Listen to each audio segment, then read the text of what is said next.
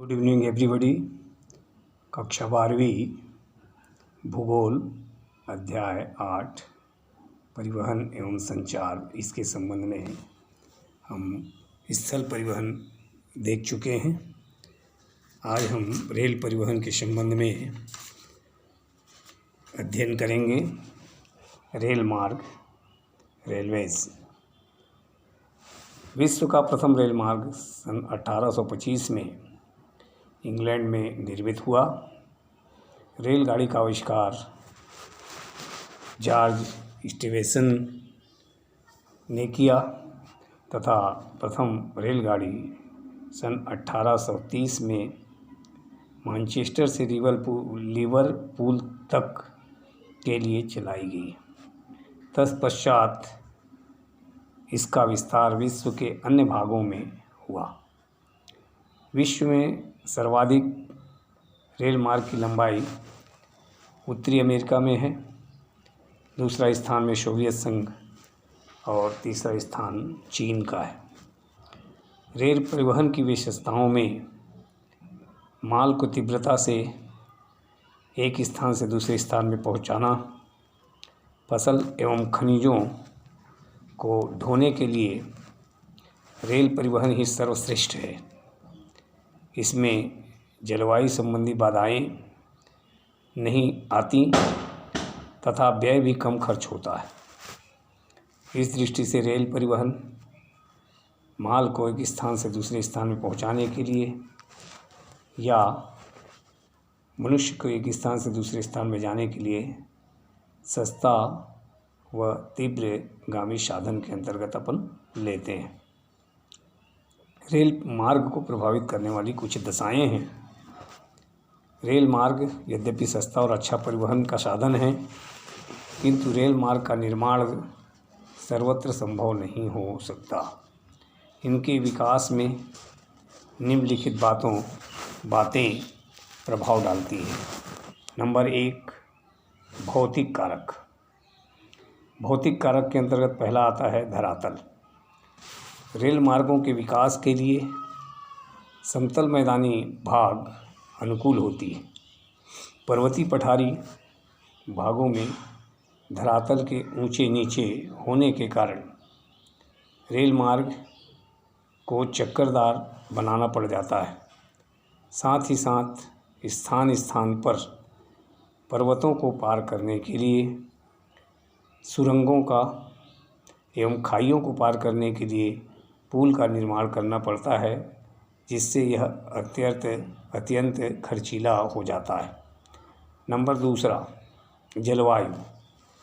Rail मार्गों के विकास पर जलवायु का विशेष प्रभाव पड़ता है। अधिक वर्षा वाले भागों में भूमि दलदली होती है, जिससे रेल मार्ग बना पाना अत्यंत कठिन होता है। बाढ़ के समय रेल मार्गों के क्षतिग्रस्त होने के कारण काफ़ी नुकसान होता है। ठंडे क्षेत्रों में जो बर्फीले क्षेत्र हैं, ऐसे क्षेत्रों पे पटरियों का निर्माण करना बहुत दुर्गम होता है। साथ ही साथ इस पटरी के ऊपर बर्फ़ के ढक जाने से उसे हटाने में अतिरिक्त खर्च वहन करना पड़ता है। दूसरा, आर्थिक कारण।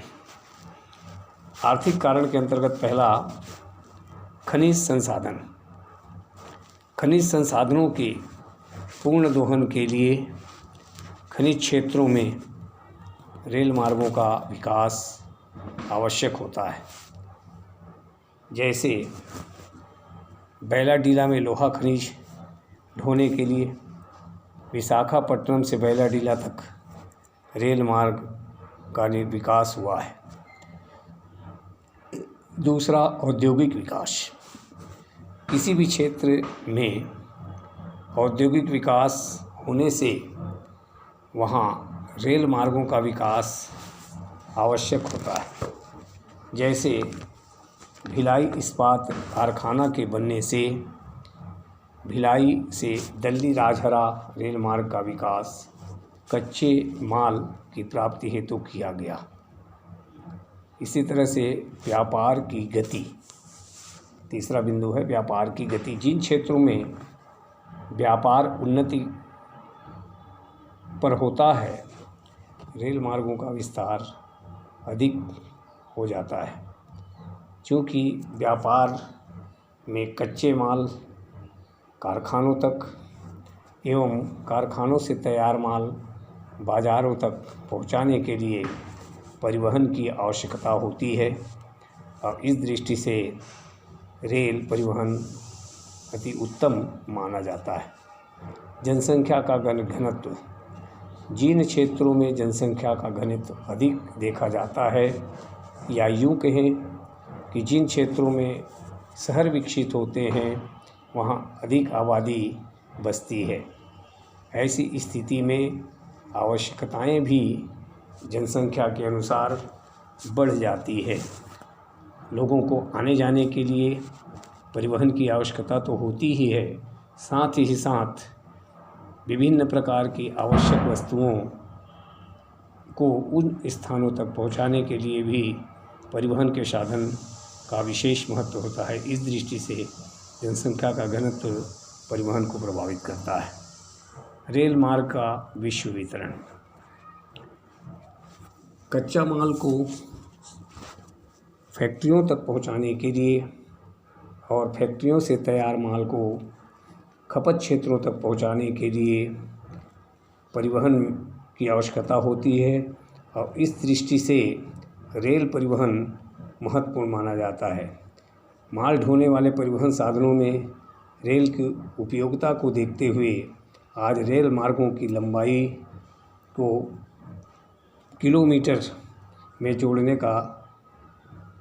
पर ज्ञात होता है कि विभिन्न महाद्वीपों और देशों में निर्मित रेल मार्गों का वितरण अत्यंत भिन्नता देखने को मिलता है, अत्यंत भिन्न है।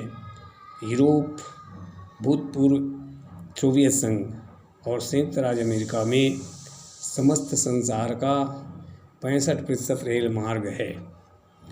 वहीं पर लैटिन अमेरिका में 12%, भारत, चीन और जापान आदि एशियाई देशों में 12%, अफ्रीका में 5% और ऑस्ट्रेलिया, न्यूजीलैंड में 3% रेल मार्गों का विस्तार देखने को मिलता है।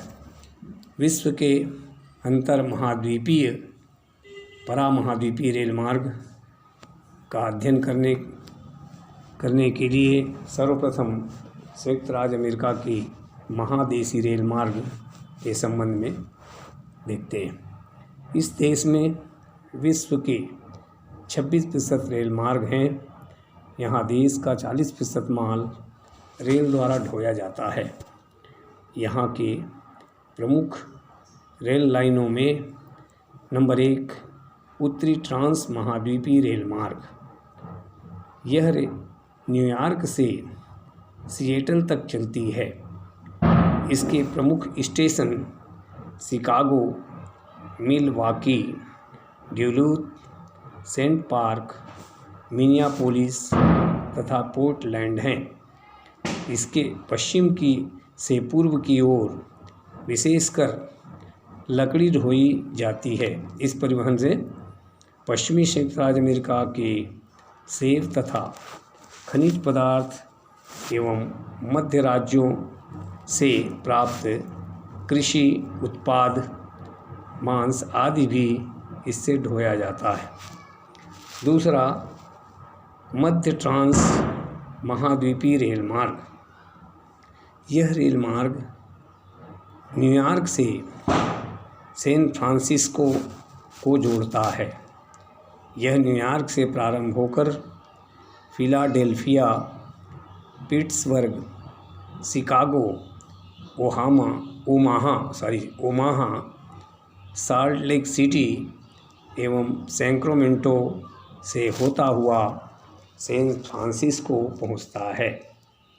यह रॉकी पर्वत को इवांस दर्रा से पार करता है। इस रेल मार्ग द्वारा पश्चिम से डिब्बाबंद फल, दुग्ध पदार्थ, मांस, एवं पूर्व से तैयार माल एवं रासायनिक पदार्थ आदि ढोए जाते हैं। तीसरा, दक्षिणी ट्रांस महाद्वीपीय रेल मार्ग। इस रेल मार्ग का संबंध न्यूयॉर्क से लॉस एंजिल्स तक है। लॉस एंजिल्स से अल्बुकर्क तथा यहाँ से एक शाखा अंदर की ओर कंसास सिटी एवं शिकागो होती हुई न्यूयॉर्क जाती है और दूसरी शाखा गेलवेस्टन होती हुई न्यू ऑरलियंस पहुँचती है।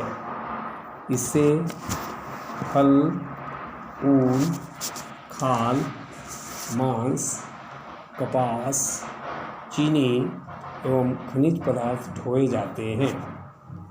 इसके बाद दूसरा है कनाडा के महादेशीय रेल मार्ग। यहाँ रेल मार्ग दक्षिणी कनाडा में संयुक्त राज्य अमेरिका की सीमा के सहारे पूर्व से पश्चिम एक सक्रिय पेटी में फैली है। यहाँ मुख्यतः दो रेल मार्ग हैं। नंबर 1 कैनेडियन पैसिफिक रेल मार्ग और दूसरा कैनेडियन नेशनल रेलवे।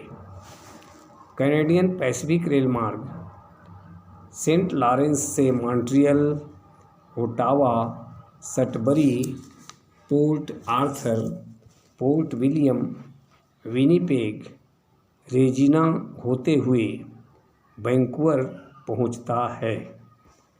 रॉकी पर्वत को यह रेजिना से आगे किंकिंग हॉर्स दर्रे से पार करती है।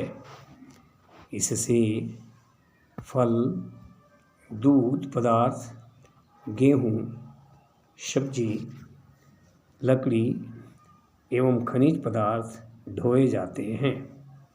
Number 2 Canadian National railway. यह रेल मार्ग पूर्व में हैलिफैक्स से उत्तरी अमेरिका के पश्चिम में प्रिंस रूपर्ट को जोड़ता है। इसके बीच के स्टेशन क्यूबेक, मॉन्ट्रियल, विनिपेग, सस्केटन तथा एडमंटन है। यह रॉकी पर्वत को येलो हेड दर्रे द्वारा पार करता है। इस रेल मार्ग द्वारा लकड़ी, कच्ची धातुएं, गेहूँ तथा कोयला आदि का परिवहन होता है। इसके पश्चात यूरोप के महादेशीय रेल मार्ग ओरिएंट एक्सप्रेस रेल मार्ग। यह यूरोप का सबसे महत्वपूर्ण रेल मार्ग है। यह रेल मार्ग पेरिस से प्रारंभ होकर पूर्व की ओर कुस्तुतुनिया अर्थात तुर्की तक जाता है। सोफिया, नीस, बेलग्राड, वियना, म्यूनिख, स्ट्रेसबर्ग एवं नासी जैसे यूरोप के प्रमुख नगर इस मार्ग पर स्थित हैं। इसके पश्चात सोवियत संघ का महादेशीय रेल मार्ग ट्रांस साइबेरियन रेल मार्ग एशिया का सबसे प्रमुख एवं विश्व का सबसे लंबा रेल मार्ग है। यह रेल मार्ग लेनिनग्राद से माने पश्चिम में लेनिनग्राद से पूर्व में प्रशांत महासागर के पूर्वी तट पर स्थित व्लादिवोस्टोक तक जाता है। इसकी लंबाई 8,640 किलोमीटर है। इस मार्ग के प्रमुख स्टेशन ओमस्क, टोमस्क, इरकुटस्क और चीता है। इस रेल मार्ग का निर्माण सन 1905 में हुआ। रूस सरकार ने इस रेल मार्ग का निर्माण मुख्यतः सैनिक आवश्यकताओं की पूर्ति के लिए करवाया था, किंतु आज साइबेरिया के आर्थिक विकास का सारा श्रेय इसी रेल मार्ग को है। इस रेल मार्ग द्वारा साइबेरिया से लकड़ी, समूर, लुगदी, चमड़ा, दुग्ध पदार्थ एवं खनिज आदि पूर्वी यूरोप के देशों को व तैयार माल, दवाइयाँ आदि एशिया के पूर्वी भागों को भेजे जाते हैं। इसी आवागमन की सुविधा के कारण ही साइबेरिया क्षेत्र में जनसंख्या में वृद्धि हुई है, सभ्यता संस्कृति में सुधार आया है। इसी कारण ट्रांस साइबेरियन रेल मार्ग को साइबेरिया की जीवन रेखा भी कहते हैं। इसके पश्चात दक्षिणी अमेरिका के महादेशीय रेल मार्ग। नंबर 1, ट्रांस इंडियन रेल मार्ग। यह रेल मार्ग अर्जेंटीना की राजधानी ब्यूनस आयर्स से चिली, दक्षिणी अमेरिका के पश्चिमी भाग पर स्थित चिली तट पर स्थित वालपैराइजो नगर को जोड़ती है। ब्यूनस आयर्स जो दक्षिणी अमेरिका के पूर्वी तट पर स्थित है और चिली के वालपैराइजो जो पश्चिमी तट पर स्थित है। यह रेल मार्ग विश्व में सबसे अधिक ऊंचाई अर्थात 3485 मीटर पर स्थित है। उस प्लाटा दर्रे के नीचे सुरंग द्वारा एंडीज पर्वत को पार कर यह अर्जेंटीना पहुंचती है। इस मार्ग में गाड़ी के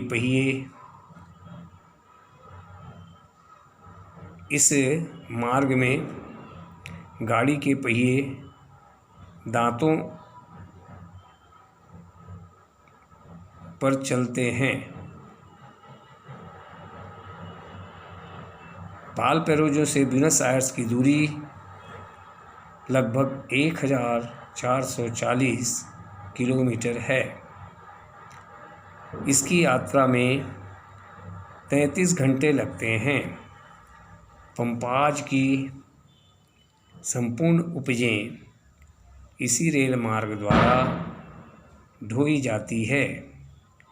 इनमें पशु मांस, गेहूँ एवं खनिज उत्पाद सम्मिलित हैं।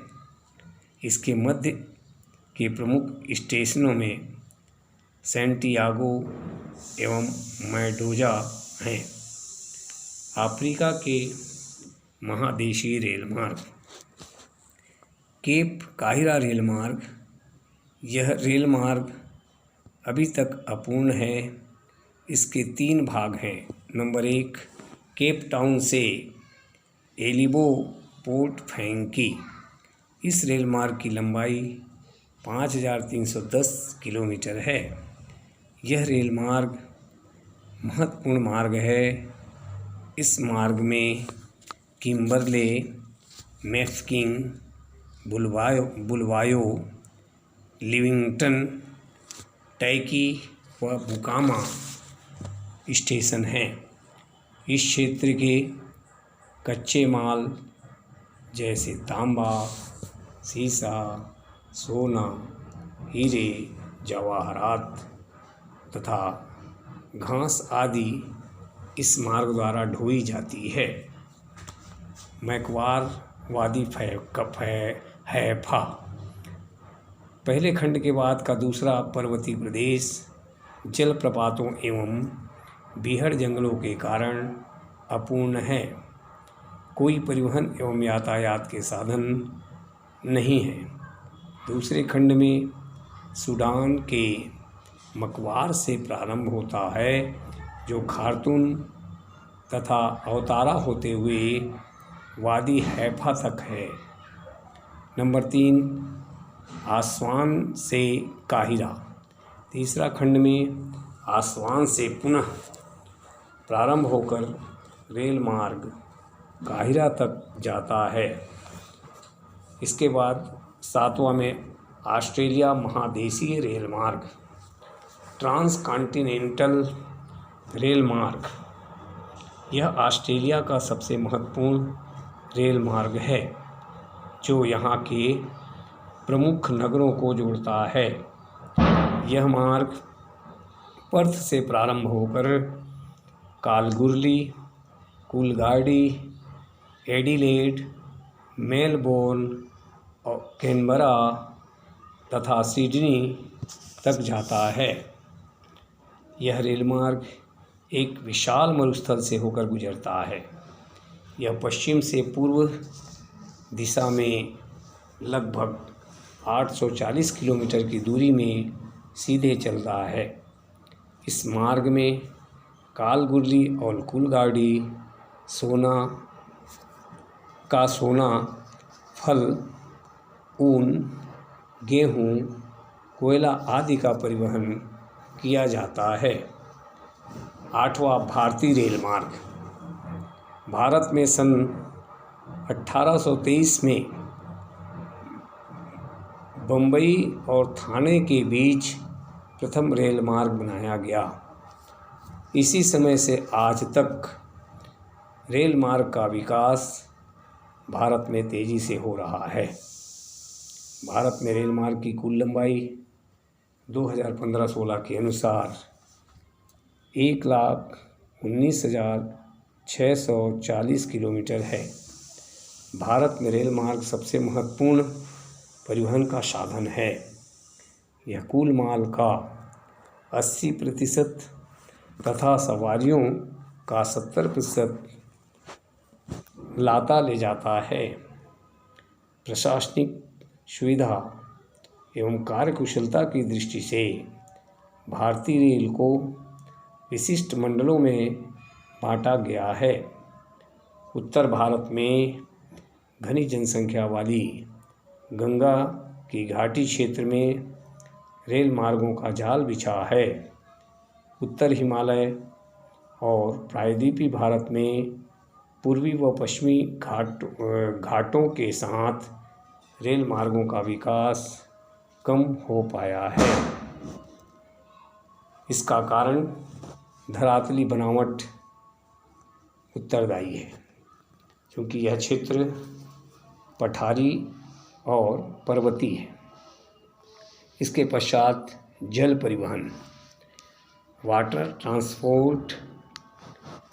जल परिवहन को 2 वर्गों में विभाजित किया जाता है।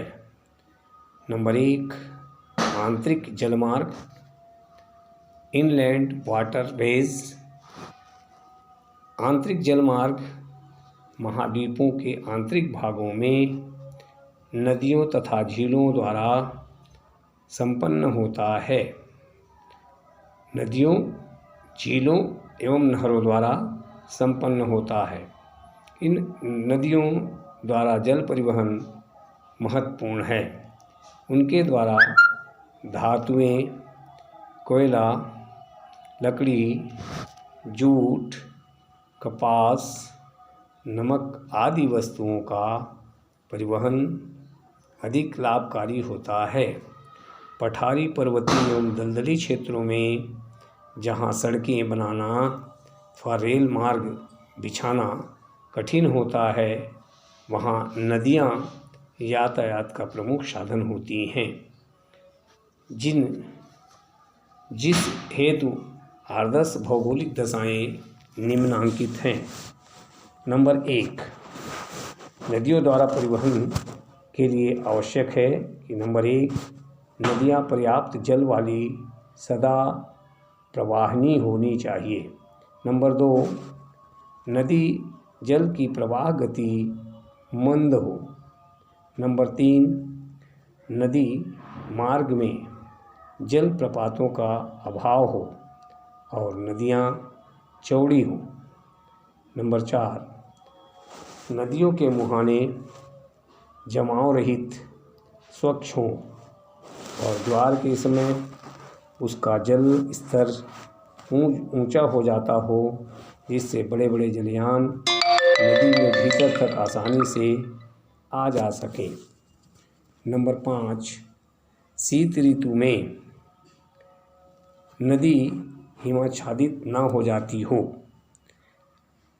नंबर 6, नदी सघन जनसंख्या वाले क्षेत्र से गुजरती हो। नंबर 7, नदी मार्ग में औद्योगिक विकसित क्षेत्र पड़ता हो।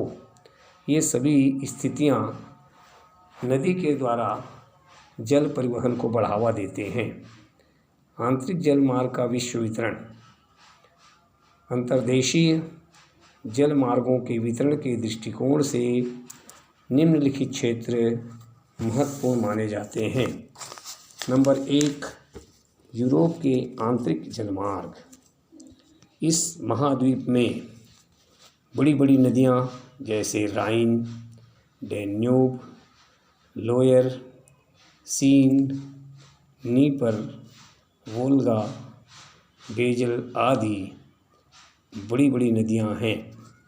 राइन नदी जर्मनी के विकास की आधार रेखा है। यह विश्व की सबसे व्यस्त नदी है। इसके द्वारा कोयला, लौह इस्पात, खाद, अनाज एवं तैयार औद्योगिक सामान अत्यधिक मात्रा में ढोया जाता है। इस नदी को कोयला नदी भी कहा जाता है, क्योंकि इस नदी से होने वाले व्यापार में कोयले का विशेष स्थान है। डैन्यूब यूरोप की दूसरी महत्वपूर्ण नदी है। यह नदी जर्मनी, ऑस्ट्रेलिया, हंगरी, यूगोस्लाविया आदि देशों से होकर बहती है। इस नदी द्वारा गेहूँ, चुकंदर, राई, मक्का, खनिज पदार्थ एवं तैयार माल की ढुलाई की जाती है। सोवियत संघ की वोल्गा, डॉन, यूराल नदियों को आपस में जोड़कर विशाल आंतरिक एवं औद्योगिक प्रदेश का जल मार्ग बनाया गया है। इसके द्वारा अनाज, लकड़ी व पेट्रोलियम आदि ढोया जाता है। फ्रांस में सीन, लायर एवं रोन को आपस में नहरों द्वारा जोड़ दिया गया है और इन्हें मार्सेलिस से पेरिस होकर ली हावरे तक एवं दक्षिण पश्चिमी में लायर पर स्थित नेंतेस नगर तक जोड़कर विशाल आंतरिक जल मार्ग विकसित किया गया है। दूसरा, उत्तरी अमेरिका के आंतरिक जल मार्ग। इस जल मार्ग द्वारा विश्व में सबसे अधिक माल ढोया जाता है। सेंट लॉरेंस नदी महान झीलों को उत्तरी अटलांटिक महासागर से जोड़ती है। इस नदी को एक नहर बनाकर ओंटारियो झील से तथा इस झील को दूसरे नहर द्वारा ईरी झील से जोड़ा गया है तथा तीसरा नहर द्वारा ईरी झील को ओटायो नदी से जोड़ा गया है। नियाग्रा जलप्रपात की बाधा को नहर बनाकर दूर किया गया है। इस जल मार्ग द्वारा दक्षिण पूर्वी कनाडा तथा उत्तरी पूर्वी संयुक्त राज्य अमेरिका को औद्योगिक प्रगति में सहायता मिली है। नंबर दूसरा, मिसिसिपी नदी जलमार्ग। उत्तरी अमेरिका का दूसरा जलमार्ग, आंतरिक जलमार्ग, मिसिसिपी नदी जलमार्ग। मिसिसिपी नदी अपनी अन्य सहायक नदियों सहित लगभग 4000 किलोमीटर लंबा जल मार्ग प्रस्तुत करती है।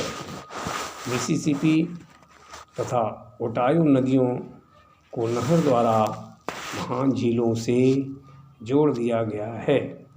इस मार्ग द्वारा कोयला, पेट्रोलियम उत्पाद तथा विभिन्न वस्तुएं निर्यात की जाती हैं। मिसिसिपी नदी पर स्थित सेंट लुई कृषि क्षेत्र के मध्य में स्थित है। यहाँ कृषि उपजें मक्का, गेहूँ, कपास, तंबाकू आदि एकत्रित कर निर्यात हेतु न्यू ऑरलियंस बंदरगाह तक इसी मार्ग द्वारा भेजा जाता है। दक्षिणी अमेरिका के आंतरिक जलमार्ग।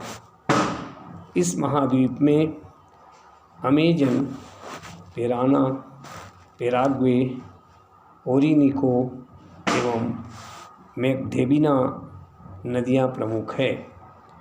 अमेजन महान जलमार्ग बनाती है, जिसमें लगभग 4000 किलोमीटर तक नॉर्वे एवं 6000 किलोमीटर तक नावें एवं 1600 किलोमीटर तक जहाज चलाई जा सकती है, किंतु अविकसित प्रदेश होने के कारण इस नदी का उपयोग अधिक नहीं हो पाता। यहाँ से रबर, लकड़ी एवं कपड़ा आदि वस्तुओं का परिवहन होता है। इस महाद्वीप का उत्तम जलमार्ग पेराना, पैराग्वे नदियाँ मिलकर ला प्लाटा, ब्यूनस आयर्स से 2800 किलोमीटर तक आंतरिक जलमार्ग बनाती है। एशिया के आंतरिक जलमार्ग। यह महाद्वीप में चीन व भारत में नदी मार्गों की उपयुक्त सुविधाएं हैं। चीन में यांगत्से-कियांग, वांगहो तथा सिक्यांग नदियाँ परिवहन के लिए महत्वपूर्ण हैं। इन नदियों से कोयला, अनाज, चाय, रेशम, कपास, सूती वस्त्र आदि अनेक वस्तुएं ढोई जाती हैं। भारत में जलमार्ग का विकास अधिक नहीं हो पाया है, फिर भी गंगा, यमुना, ब्रह्मपुत्र, नर्मदा, ताप्ती, गोदावरी, कृष्णा, कावेरी नदियों में नाव द्वारा अनेक वस्तुएं ढोई जाती हैं, जिनमें से कपास, जूट, चाय, अनाज, कोयला आदि महत्वपूर्ण हैं। अफ्रीका के आंतरिक जलमार्ग। इस महाद्वीप में नील, नाइजर, कांगो आदि प्रमुख नदियां हैं। नाइजर नदी में लगभग 1500 किलोमीटर तक जहाज चलते हैं। कांगो नदी में 3700 किलोमीटर तक एवं 11000 किलोमीटर तक नावें चलाई जा सकती हैं। नील नदी के केवल डेल्टाई क्षेत्रों में ही नावें चलाई जा सकती हैं। अफ्रीका महाद्वीप अभी भी अविकसित स्थिति में है। यहाँ के भूमध्य रेखीय क्षेत्र दलदली, पठारी एवं सघन वनों से आच्छादित हैं। अतः नदियाँ ही एकमात्र परिवहन के साधन हैं। ऑस्ट्रेलिया के आंतरिक जलमार्ग। इस महाद्वीप में मात्र डार्लिंग व मरे नदियाँ ही परिवहन योग्य हैं। इन नदियों से ऊन, मांस,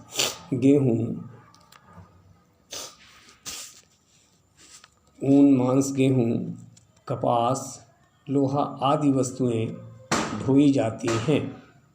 समुद्री मार्ग से अंतर्राष्ट्रीय व्यापार संपन्न होते हैं। इसमें ईंधन का व्यय कम होता है तथा रेल की अपेक्षा 4 से 5 गुना अधिक भार का माल ढोया जाता है। यह जलयान से 8000 से 10,000 टन तक का भार का माल ढोया जा सकता है।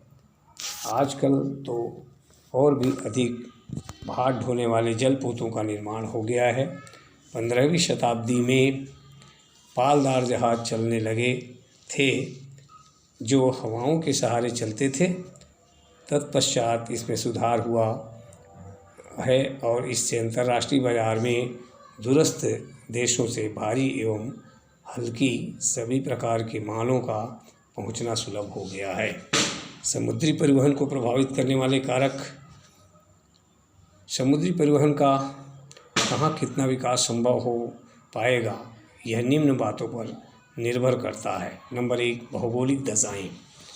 भौगोलिक दशाओं के अंतर्गत नंबर 1, जहाँ समुद्री तट अत्यधिक ठंड के कारण हिम से जम जाते हैं वहाँ समुद्री मार्ग अवरुद्ध हो जाते हैं। जैसे कनाडा में हडसन की खाड़ी स्थित बंदरगाह शीत ऋतु में जम जाते हैं। नंबर 2, जिन तटों पर कोहरा छाया रहता है वहाँ परिवहन में काफ़ी बाधा पहुँचती है। नंबर 3, जिन समुद्री क्षेत्रों में हिमखंड बहकर आते हैं उन भागों से होकर समुद्री मार्ग नहीं जाते क्योंकि हिमखंडों से टकराकर जहाज नष्ट हो जाते हैं। नंबर 4, स्थायी हवाओं और धाराओं का भी समुद्री मार्गों पर प्रभाव पड़ता है। नंबर 2, आर्थिक दशाएं। उसमें नंबर 1, आर्थिक दृष्टि से संपन्न देशों के समुद्र तट के निकट समुद्री मार्गों का विकास अधिक होता है। वहाँ पर्याप्त मात्रा में जहाज़ों को माल और यात्री मिल सकते हैं।